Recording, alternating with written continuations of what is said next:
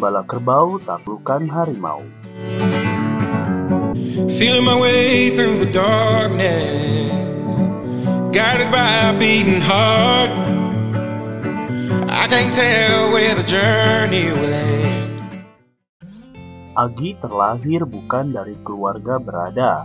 Ketika masih kecil, di sekolah dasar, anak ketiga dari 5 bersaudara ini sudah yatim piatu. Waktu kecil di Boyolali, Agi suka mengangon atau menggembala kerbau. Umur 12 tahun, lulus sekolah dasar, Agi diajak ke Jakarta. Agi kecil bukan untuk sekolah, tapi untuk bekerja.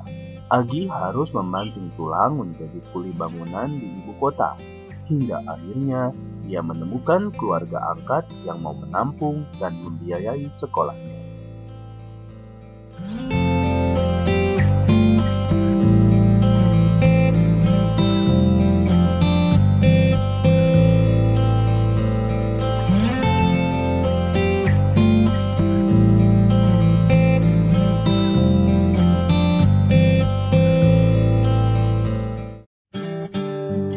Semasa SMA, Agi hobi membaca.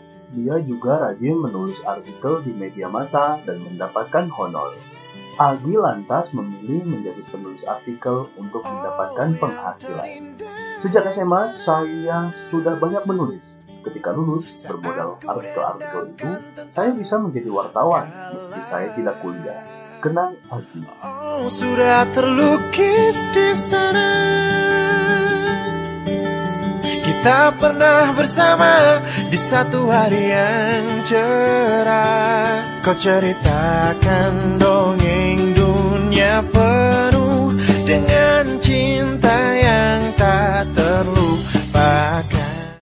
Tahun 1989, Agi menjadi wartawan di salah satu media milik Kompas Gramedia. Selama menjadi wartawan, Agi banyak bertemu dengan orang sukses, banyak belajar dari mereka dan kenal banyak artis. Cukup lama menjadi wartawan, pada tahun 2002, Agi mundur dari dunia jurnalistik. Alasannya, ingin mengembangkan bisnis, sebab sejak tahun 2000, Agi sudah merintis usaha pengobatan. Awalnya, Agi mencoba menolong saudaranya itu untuk mengembangkan layanan pengobatan alternatif di Jakarta. Saya renovasi rumah dan membeli perlengkapan usaha dengan menjual gelang milik istri dan laku 1,5 juta. Tenang Agi. Ternyata, klinik pengobatan dengan teknik buka itu diminati. Paling tidak, dalam sehari ada 40 pasien. 2 tahun setelah usaha berjalan, Agi mengambil keputusan untuk fokus mengembangkan bisnis. Tidak hanya satu klinik, Agi berburu terapis-terapis yang memiliki keahlian pengobatan tradisional. Kebetulan beberapa saudara di Boyolali mempunyai aneka keahlian pengobatan alternatif. Saya pun ajak mereka untuk membuka usaha. Saya bertindak sebagai pengembang bisnis, jelas Agi. Dari situ, satu persatu klinik pengobatan lahir, mulai dari Pasak Bumi, Teh Mayang, Rumah Totok, hingga Umi Si Latifah. Agi menggarap bisnis ini dengan lebih modern, dan dia tidak membuka praktek di gang-gang sempit, tetapi di tempat yang sangat strategis yang menciptakan klinik tradisional yang modern.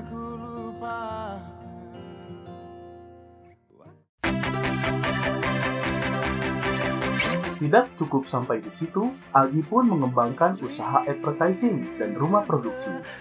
Ini hanyalah sinergi usaha, katanya.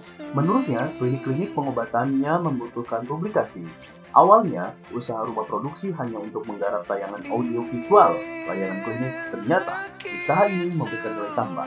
Kini usaha itu tidak hanya menggarap proyek pribadi, banyak juga pihak lain yang menggunakan jasanya. Our world has turned to pain.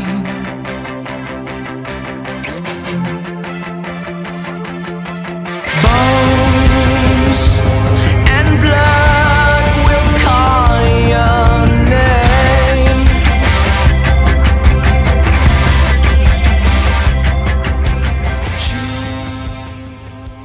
Label musik Agi bernama PT Media Musik Proaktif sukses berhasil melejitkan grup Trio Macan lewat lagu Iwapeye dan artis serta band lainnya seperti Palola, Mojang, Dedi Amor, Durbayan, Bella Nava hingga Kangen Band adalah bukti bintang yang sudah Aziz berikan.